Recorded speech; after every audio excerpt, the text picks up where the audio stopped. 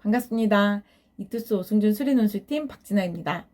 오늘은 인하대학교 논술 전형에 대해서 알아보도록 할게요. 우선 인하대는 수능 최저가 없는 학교 중 하나죠. 근데 이때 의예과는 수능 최저가 있는데요. 국어, 수학과, 영어, 과학탐구 중 3개 영역 각 1등급 이내여야 하고요. 과학탐구는 2개 과목 평균으로 적용이 돼요. 한국사는 응시만 하면 되고요. 의예과를 제외한 다른 과들은 수능 최저가 없어요. 논술대 학생부 교과의 반영 비율은 논술이 70, 학생부 교과가 30인데요. 학교에서 이제 최저 점수라고 해서 논술은 700점 중 250점, 학생부 교과는 300점 중 100점을 준다라고 되어 있어요.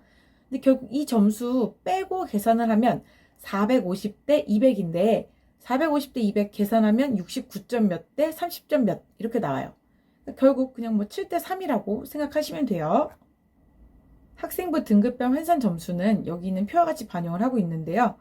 6등급이어도 그렇게 크게 감점이 크진 않아요.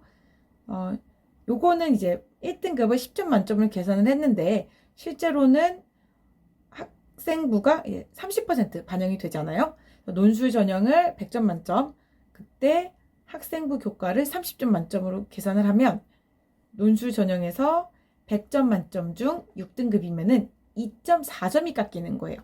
0.8에다가 곱하기 3 하면 되니까. 그럼 100점 만점에 2.4점은 그렇게 크게 부담스러운 점수는 아니에요. 그리고 제가 방금 1등급을 기준으로 해서 감점이 말씀드렸는데 보통 논술을 쓴 학생들은 특히 이제 인하대를 쓴 학생들은 3, 4등급인 애들이 많아요. 내신이. 3, 4등급 기준으로 6등급의 어떤 감점폭을 계산하면은 절대 큰 점수는 아니기 때문에 부담스러워 하실 필요는 없을 것 같아요. 인하대는 120분 동안 시험이 진행이 되고요. 크게 3문제로 이루어져 있어요. 근데 이 3문제가 다 소문항 한 3, 4개씩 가지고 있거든요. 그래서 2시간 동안 뭐 대략 한 8문제에서 10문제 정도 푼다라고 생각을 하시면 되고요. 출제 범위는 올해 기하가 안 나와요. 학교에서 기하를 제외하겠다라고 발표를 했어요. 그래서 그냥 기하를 제외한 교과, 수학 교과라고 생각하시면 돼요. 유의사항은 저희가 보통 필기구에 관련된 내용을 넣는데 가끔 학교 중에서 이제 볼펜만 써야 한다라든지 뭐 수정 테이프 안 된다라든지 그렇게 얘기한 학교들이 있어요. 근데 인하대 같은 경우는 뭐 볼펜도 써도 되고 연필도 되고 샤프도 되고 뭐 수정 테이프도 되고 지우개도 사용 가능하니까 크게 신경 쓸 건 없는 것 같아요. 그냥 뭐 다 되는구나 생각하시면 되고, 인하대 이제 수리 논술의 특징은 한마디로 얘기하면 다양해요. 그러니까 전체적으로 다 다양해요. 어떤 출제 단원도 다양하고 출제 유형도 다양하고 그리고 난이도도 다양하고 전반적으로 이제 되게 골고루 내려고 이제 노력하는 학교거든요.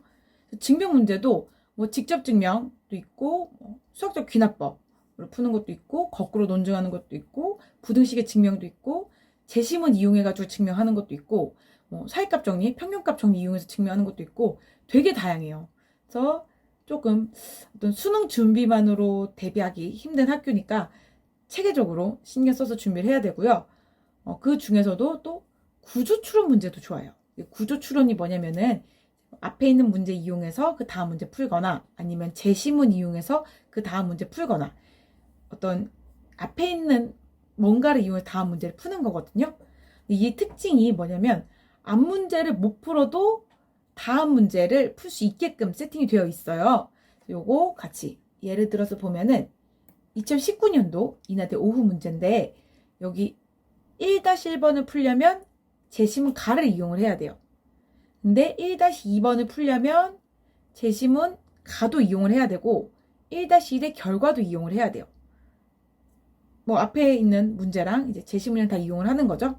근데 이때 1-3번을 풀려면 2번의 결과를 이용을 하면 되는데 특징이 뭐냐면 내가 1-2를 못 풀었어. 너무 어려워서. 그래도 1-3을 풀 수 있게끔 세팅이 되어 있어요. 뭐 1-2의 결과를 갖다가 쓰는 건 괜찮은 거잖아요. 이미 성립함을 보이슈로 얘기를 했으니까 성립할 거 아니에요. 내가 이걸 증명 못하면 1-2만 날리는 거고 1-3 잘 풀면 또 점수 받을 수 있는 거거든요. 그래서 내가 어떤 한 문제를 막혔다라고 해서 걱정할 건 아니고, 뭐 워낙 이제 문제 어려우니까 그 결과를 이용해서 다음 문제를 풀면 점수를 받을 수 있게끔 세팅이 되어 있어요. 그래서 이런 구조 잘 이용을 해서 점수 좀 잘 받으시길 바라고요. 그리고 문제 난이도는 조금 높은 편이에요. 조금 이제 어떤 그 학교 수준에 비해서 좀 높은 편이어서 이거는 합격자 평균을 보면 될 것 같아요. 합격자 평균이 좀 상당히 낮은 편이거든요. 그래서 합격자 평균을 보고 문제를 보면 이 문제는 못 풀어도 갈 수 있구나 뭐 이런 생각하면서 뭐 보면 돼요. 그래서 어려운 것도 있고 쉬운 것도 있어요. 근데 너무 어려운 거는 일단 패스하고 그 다음 문제 이제 맞는 거에 초점을 두면서 문제를 풀면 돼요. 모의와의 연관성은 별로 없어요. 그냥 뭐 딱히 뭐 연관성이 있다 없다라고 뭐 말하긴 좀 뭐한데 그냥 연관성은 그렇게 크지 않아요. 근데 뭐 그 해 논술 시험을 칠 건데 모의를 안 볼 수는 없잖아요. 그래서 보기는 봐야 되는데 그렇게 막 모의에 막 의미 부여를 하거나 그럴 필요는 없어요. 의예과 문제를 보면 이제 학생들이 이제 왜 의예과 문제가 없냐라고 하는데 2020년도에 처음으로 의예과 문제가 따로 나왔어요. 2020년 이전에는 의예과랑 일반 계열이랑 똑같은 문제 냈거든요. 그래서 의예과를 준비한 학생들도 그냥 2019, 2017 그 기출 풀어보면 돼요. 2018은 2018년도에 의예과를 논술로 선발 안 했어요. 그래서 그 해 문제는 이제 의예과 문제는 아니고 좀 의예과 학생들이 풀기에 조금 이제 쉽긴 한데 의예과 준비한 학생들은 2020, 2019 그리고 2017, 2016 그 문제들을 이제 풀어보시면 이제 감이 올 것 같아요. 이날의 문제가 어떤 건지. 답안지 양식은 이렇게 생겼는데 총 3문항이고 노트 형식이에요. 노트 형식. 그래서 뭐 위에 1번, 2번 그리고 뒷장에 3번 이렇게 풀라라고 되어 있으니까 이거 이제 A3 사이즈거든요. A3 사이즈 본인이 뭐 A3 사이즈니까 여기 한 절반 한 A4 사이즈 정도 되겠죠.